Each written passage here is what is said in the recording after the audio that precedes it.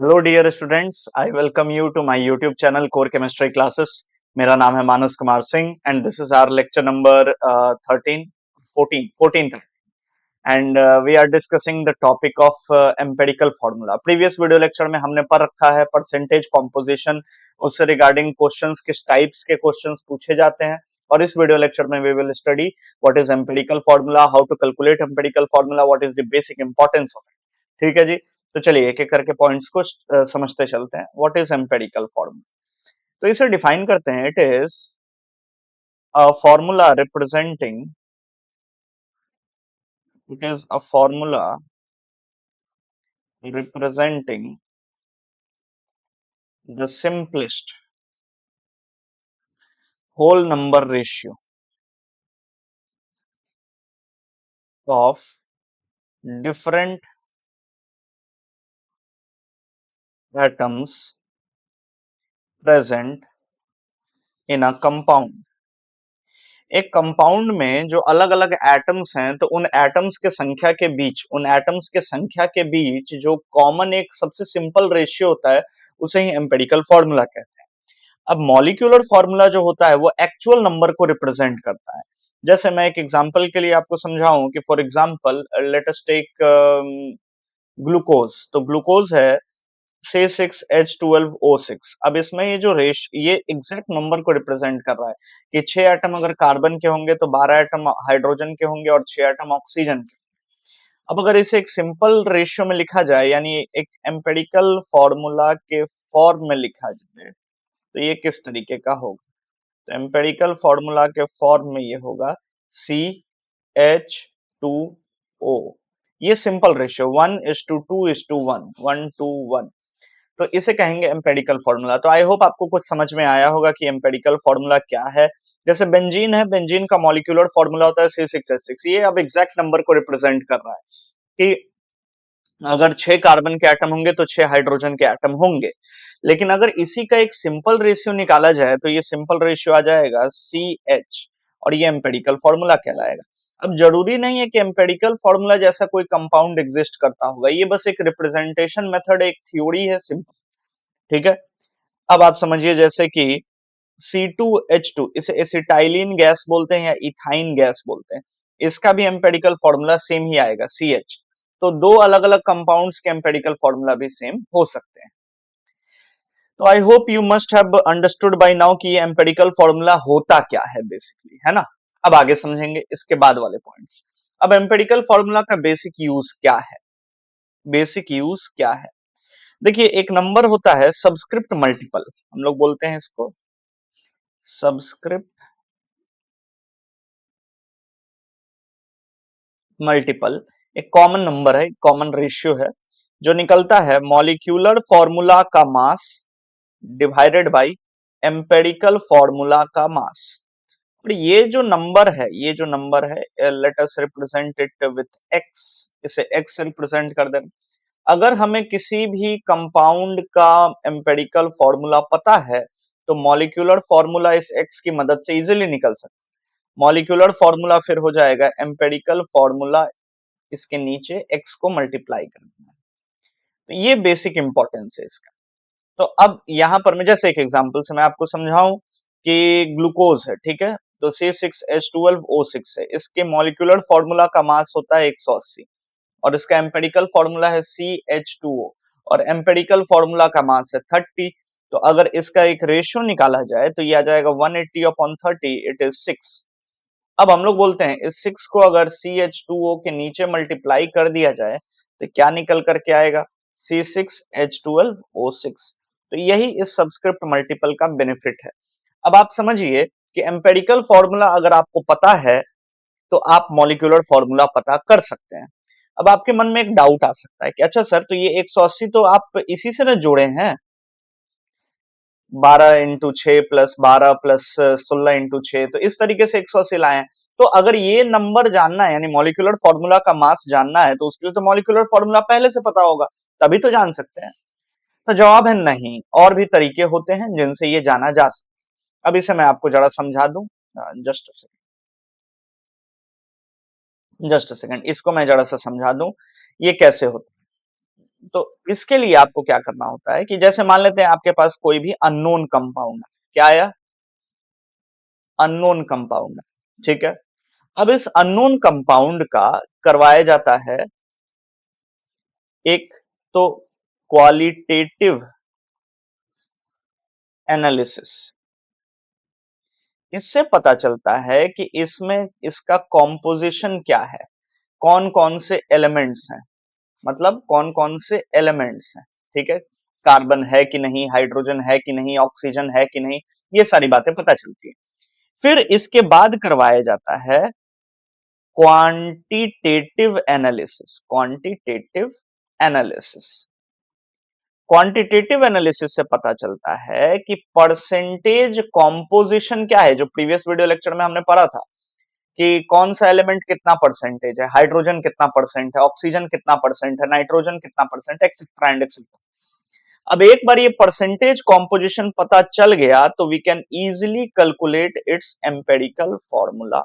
हम लोग फिर आसानी से empirical formula can be calculated, empirical formula पता कर सकते हैं, ठीक है।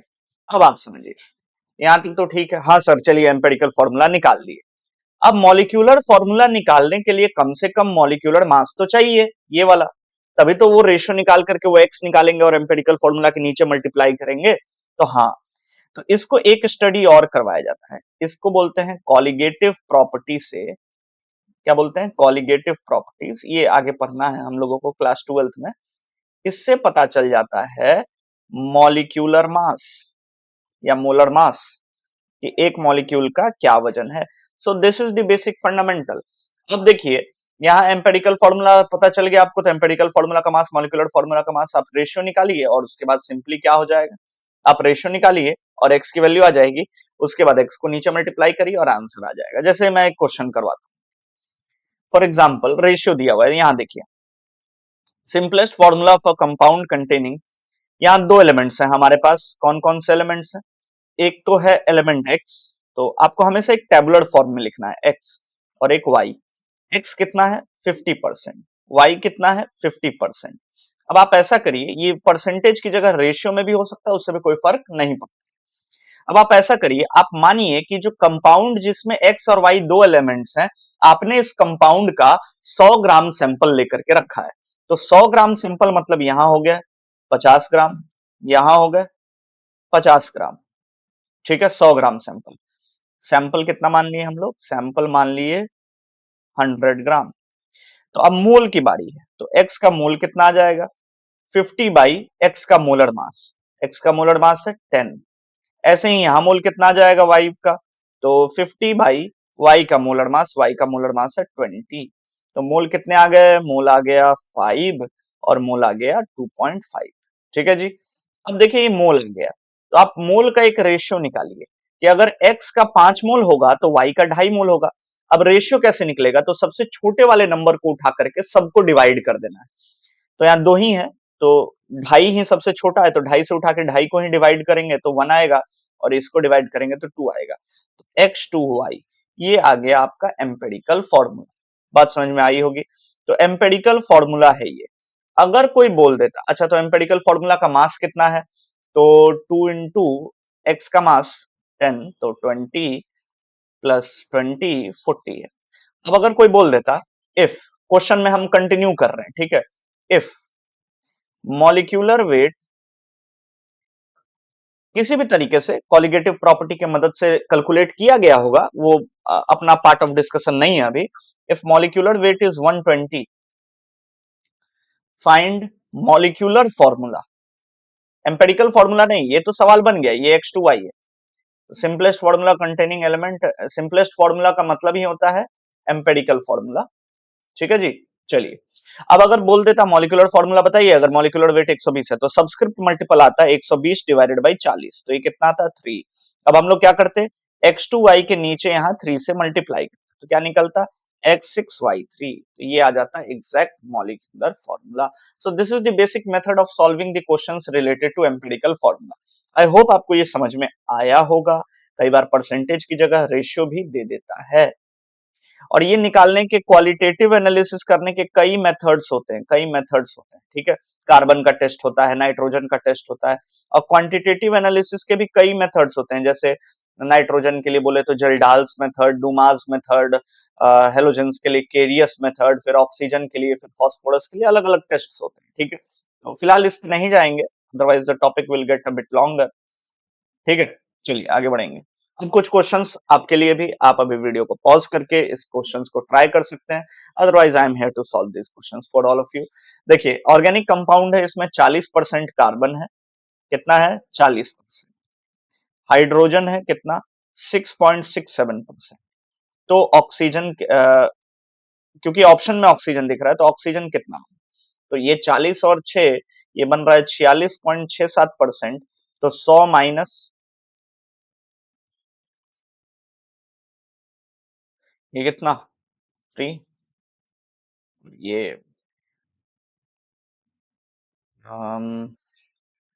ये आ जाएगा 0। हाँ, तो ये चलिए ठीक है, सही कर रहे हैं। अच्छा, क्या है ना कि वो थोड़ा सा कैलकुलेशन में क्या है, it might take a bit time. चलिए देखते हैं। ये आ गया 10 माइनस 3, यहाँ पर मैं एक आ गया 9 3, ठीक है जी, तो 9 3, उसके बाद 9 5, 53, चलिए डन। तो 53.33%।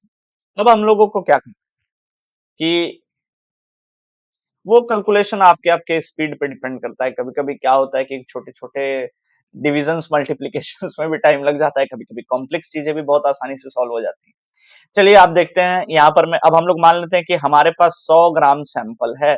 अगर 100 ग्राम सैंपल है तो ये आ जाएगा 40 ग्राम, ये आ जाएगा 6.67 ग्राम, ये आ जाएगा 53.33 ग्राम। नाउ मोल्स की बारी है, तो मोल्स कैसे निकलेगा, तो 40/40/12, तो ये आ जाएगा 10/3, 3.33। ठीक है जी, ये देखिए आप 6.67 given by divided by molar mass hydrogen का होता है 1, तो 6.67 मोल। मोल जैसे यहाँ पर मैं मोल कितना आ जाएगा, तो it would be 53.33 divided by 16, तो ये आ जाएगा कितना 16×3 = 48, और उसके बाद फिर 53, तो 3.33 मोल। तो रेशियो की बात की जाए तो 1:1, यानी ये है CH2O। ये तो ग्लूकोज का है ना, अभी जस्ट पढ़ रहे थे हम लोग। B would be answer to our question. अब अगला सवाल, क्वेश्चन को देखते हैं। कंपाउंड है जिसका एम्पिरिकल फॉर्मूला दिया है C3H4O, ठीक है, और मॉलिक्यूलर वेट एक अंदाजे से बताया जा रहा है कि 170 से 5 ज्यादा हो सकता है या 5 कम हो सकता है। मतलब 5 ज्यादा से लेके 5 कम तक, यानी मॉलिक्यूलर वेट का जो मॉलिक्यूलर फॉर्मूला का जो मास का रेंज है वो क्या है, 165 से लेके 175 के बीच में कुछ भी आप ले सकते हैं। ठीक है, चलिए अब इसके एम्पिरिकल फॉर्मूला के वेट को देखा जाए तो कितना है, 36 4 40 और 16 56, 56। एक बार चेक कर लेते हैं, मर्जी 36 4 40 और 16 56। हाँ, अब 56 इंटू 3 अगर करें हम, क्योंकि 165 वाले रेंज में 3 गुना पे ही जाके बैठता है, तो ये 168 आता है। तो हाँ, 168 क्या इस रेंज में लाई कर रहा है, तो हाँ इस रेंज में लाई कर रहा है। तो हम मान लेते हैं मॉलिक्यूलर फॉर्मूला का वेट कितना है, 168। तो यहाँ कितने से आया भाई, 3 से आया, यानी 168 डिवाइडेड बाई ये मॉलिक्यूलर फॉर्मूला का वेट, एम्पेरिकल फॉर्मूला का वेट है 56, ये कितना आ रहा है, 3 आ रहा है, तो 3 को मल्टीप्लाई कर देंगे इसके नीचे, C9H12O3, C9H12O3, D would be answer to this question. I hope you must be getting these questions, आपको समझ में आ रहा होगा। A compound contains element X and Y in 1:4 mass ratio. देखिए यहाँ पर मैंने आपको बोला भी था कि कई बार परसेंटेज की जगह मास होता है, तो 1:4 जब मास रेशियो दिया है तो can write it like this also, 20% and 80%, अगर आपको रेशियो में दिक्कत होता है तो, बट आई वुड सजेस्ट कि जैसा दिया है वैसे ही यूज करें। ठीक है, if the atomic mass of X and Y are in the ratio 1:2 ratio, the empirical formula of the compound, table बनाइए X और Y। X कितना है भाई 1, Y कितना है 4, 1:4 है ना, तो 1 ग्राम मान लीजिए आप और 4 ग्राम मान लीजिए, तो मोल कितना निकलेगा, given mass upon molar mass. तो X का मोलर मास कितना है, हम X and Y are in the ratio 1:2, तो हम मान लेते हैं X। ठीक है, तो मोल कितना आ गया 1/x मोल, जबकि यहां पर में मोल कितना निकल जाएगा, तो ये है 4 ग्राम और इसका मोलर मास कितना हो जाएगा, जैसे x का मोलर मास अगर मैंने x ही मान लिया, तो ये 1:2 का रेशियो है, तो y का मोलर मास 2x होना चाहिए, तो ये आ जाएगा कितना 2/x मोल। और अगर इनका रेशियो निकाला जाए तो 1/x से डिवाइड करिए आप, तो 1:2 इसका रेशियो आएगा, यानी XY2 एम्पेरिकल फॉर्मूला होगा। चलिए क्वेश्चन, लास्ट क्वेश्चन और देख लिया जाए एम्पिरिकल फॉर्मूला से related. When a hydrocarbon is burned, एक हाइड्रोकार्बन को जलाया जाता है, हाइड्रोकार्बन मतलब CXHY, इसको जब जलाया जाता है तो ये क्या देता है, ऐसे भी टाइप के क्वेश्चंस मिलते हैं, बहुत अच्छे क्वेश्चंस होते हैं ये। और ऐसे ही कार्बन का भी क्वांटिटेटिव एनालिसिस की मैं बात कर रहा था, जिसमें मैंने नाम लिया जल्डाल्स मेथड, डुमास मेथड, इन चीजों का। तो ये नाइट्रोजन के परसेंटेज को कैलकुलेट करने के लिए यूज किया जाता है, और जो अभी यहाँ पर में रिएक्शन हम लोग देख रहे हैं, ये कार्बन के परसेंटेज को कैलकुलेट करने के लिए यूज में लिया जाता है। That we will study later, ठीक है, अभी इस पे ध्यान देते हैं। एक हाइड्रोकार्बन है CXHY, उसे जलाया जाता है, तो जो ratio of masses of CO2 and H2O formed is 44 and 27, the hydrocarbon is. तो जब इसे जलाया जाता है तो CO2 का जो मास बनता है वो 44 ग्राम, तो इसका मास बनता है 27 ग्राम। अब आप समझिएगा बात, 44 ग्राम मतलब कितना मोल, तो मतलब मोल के मामले में हो गया 1 मोल, तो 1 मोल CO2 बनता है, तो नंबर ऑफ मोल कार्बन का कितना हो गया 1 मोल। अब आप एक बात समझते हैं कि जितना कार्बन यहां था वही यहां पर में गया है, तो अगर हम यहां पर में कार्बन की संख्या निकाल लें CO2 से, तो हमें पता चल जाएगा कि ओरिजिनल हाइड्रोकार्बन में कितना मोल कार्बन था, है ना। चलिए ठीक है, तो ये निकल गया मोल ऑफ कार्बन। ऐसे ही चलिए मोल ऑफ हाइड्रोजन की H2O निकाला जाए, तो 27 gram divided by molar mass that is 18 ग्राम पर मोल, तो ये कितना आ जाएगा, तो ये देखिए ये आ जाएगा 3/2 मोल, यानी 1 पॉइंट, इट वुड बी 1.5 मोल। ठीक है जी, तो 1.5 मोल तो ये H2O का मोल आया ना। अब हमको हाइड्रोजन का अगर मोल चाहिए तो वो कितना आ जाएगा 1.5 इंटू 2, दैट वुड बी 3 मोल। तो इसका मतलब अगर कार्बन का 1 मोल है तो हाइड्रोजन का 3 मोल है, तो ये रेशियो आपको समझ में आ रहा होगा, ये है CH3, ये रेशियो है। तो हाइड्रोकार्बन कौन सा हो सकता है, तो आप देखिए या तो CH3 हो सकता है, तो नीचे 2 मल्टीप्लाई कर दें तो C2H6 हो सकता है, या तो नीचे 3 मल्टीप्लाई कर दें तो C3H9 हो सकता है, या तो नीचे 4 मल्टीप्लाई कर दें, है ना, वो नंबर x याद है ना, नीचे मल्टीप्लाई करते हैं तो वो 1 हो सकता है, 2 हो सकता है, 3 हो सकता है, 4 हो सकता है, 5, इस तरीके से इंटीजर नंबर्स हो सकते हैं, ठीक है, पॉजिटिव इंटीजर्स। तो ये क्या हो जाएगा, अगर let us multiply it with 4, तो ये क्या हो जाएगा C4H12। बाय द वे आपको आंसर मिल चुका होगा C2H6। ठीक है जी, चलिए, तो that is it for today. Thank you so much for watching this video lecture. I hope कि आपको एम्पिरिकल फॉर्मूला बहुत अच्छे से समझ आ गया होगा। मैंने जितने भी क्वेश्चंस करवाए हैं, you can practise it on your own as well. आप एक बार खुद से भी बना करके देखिए, अगर नहीं बनता है तो अब आपने अगर सीख लिया वीडियो लेक्चर को देख करके, तो आप फिर से उस क्वेश्चन को एक बार वापस से रिप्ले करिए वीडियो को, और ट्राई करिएगा, ठीक है। That is it for today. Do like, share and subscribe to the channel अगर आपको कंटेंट अच्छा लगता है तो। और दूसरी बात, you can share it to the ones who require it. See you, that is it for today, bye.